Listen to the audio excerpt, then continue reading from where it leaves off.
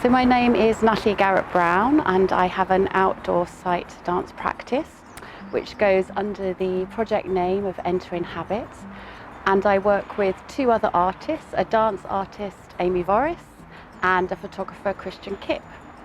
And for about 10 years now we've had an on and off project that's worked in this space. So this is the underpass as one of the junctions at the Ring Road in Coventry city centre. And we began working here as part of a festival that was run by an organisation called Decoder, and they had a summer dancing festival. And the first work we made here, which was a durational improvisational performance, was part of welcoming people to the city. And if I remember correctly, the interest was to perhaps introduce people to aspects of the city that they might not otherwise know, understand, or perhaps feel comfortable in moving around and in between.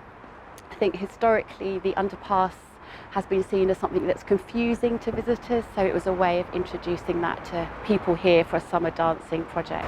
So when we worked here about 10 years ago, there was a staircase here, and it was one of our performance scores. We work with improvisational scores, was moving up and down the staircase and moving through back into the main circuit of the underpass. There's been shifts and changes in how this operates, this space, and so this wall has appeared in the last 10 years. And I just find that really interesting, how you can kind of track a city's relationship to its planning and its design through these small shifts that are happening in the underpass. This brick and this colour is a real feature of the city. You see this wall in a lot of places and spaces once you notice it as part of its kind of foundation. We had a writer with us working at that time called Nikki Pollard, who was also a dance artist, who has sadly passed away.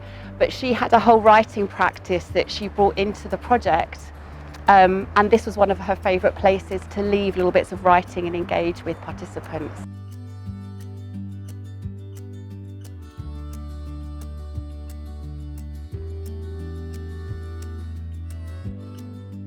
What I like here is the fact that you've got all this greenery, or what we've worked with, but then you've got this kind of the dynamic of the traffic and the circuits. So that's what we've kind of been working with, just in terms of why we might come to this spot at this moment in time. So when we're working outdoors, we're drawing on a number of processes and lineages, I suppose, that come from dance practice, so choreographic practice. So that's improvisation, but it's also things such as authentic movement, which brings into play how you relate to one another and therefore the space, and perhaps people that are passing by and then become part of the work.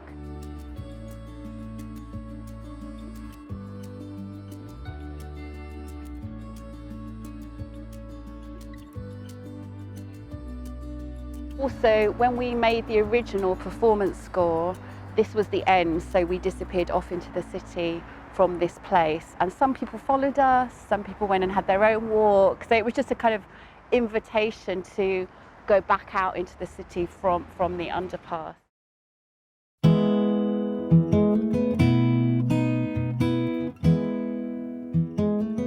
So I did my PhD about a site-based practitioner called Joan Davis. So we did a lot of outdoor work in landscapes around counties of Dublin and Wicklow.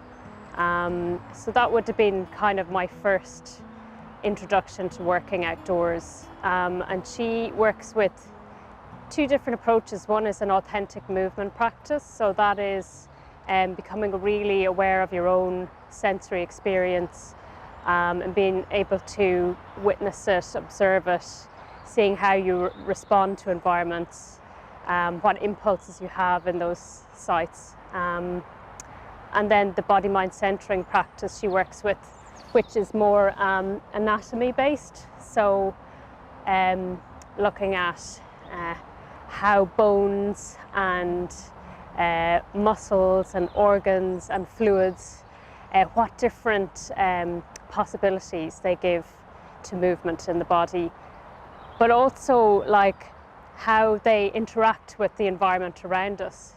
And then I started studying with a site-based artist called Sandra Reeve, and her work is, to me, it seemed to be more engaged with the external environment first. So I would say Joan's approach was starting from your body first and how it relates to the environment. And Sandra's work seemed to me to start from positioning yourself in relation to what's around you. So she studied with an Indonesian dance artist called Prapto, and his approach is called Emerta movement. So, so she kind of has these lenses on the dynamics. So one is like position. So where do I position myself in the space? How do I transition between positions? You know, am I very direct? Am I ambling along? And there's many others like point, line and angle. So how do the angles in my body relate to the angles in the environment? I think niche is an interesting one to use as well, like finding a niche in the environment that I really am attracted to and drawn to. Maybe there's some story around it I like. I feel safe there, you know, things like that. To me, it's really important to start indoors where there's less distraction and information and sensory information, and prepare my body before going out to a site to become attentive to what I'm carrying with me before I go outdoors. So I have that kind of ongoing practice drawing on those two teachers. And so I bring that to any site-based project I've done in the city.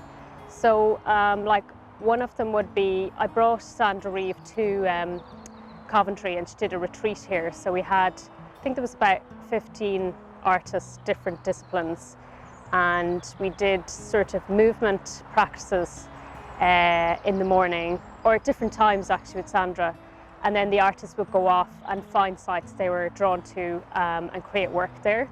So this is one of the first sites we came to with Sandra, and at the time this building here was just being constructed, and so it was a building site. So we were actually exploring lines and angles here.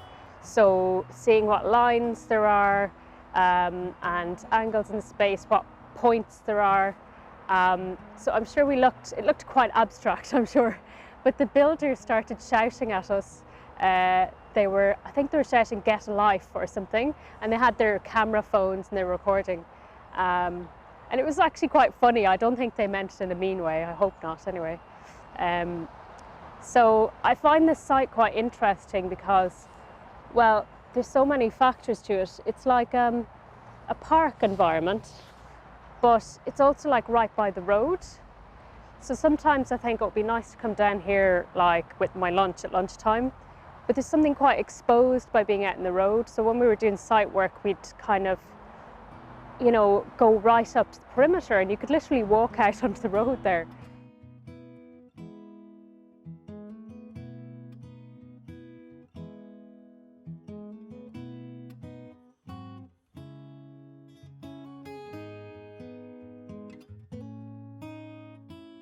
I think what was really important to me was when I arrived, the company Dakota were still going, curated by Katie Coe and Lily Hayward-Smith and Jenna Hubbard and Amy Barras were involved.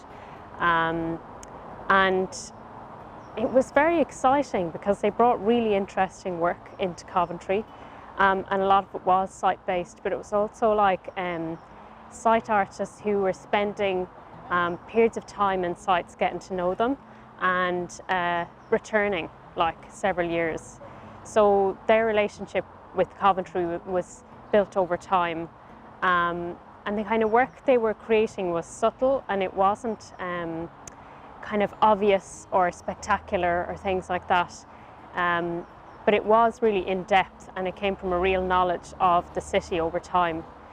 I think it'd be fantastic if they shut the ring road for a day and you could do site work all around the ring road, because actually you can drive around it within 10 minutes apparently, so it's not that big. It just seems like it is because you're always kind of on the edges of it and going around it and trying to avoid it.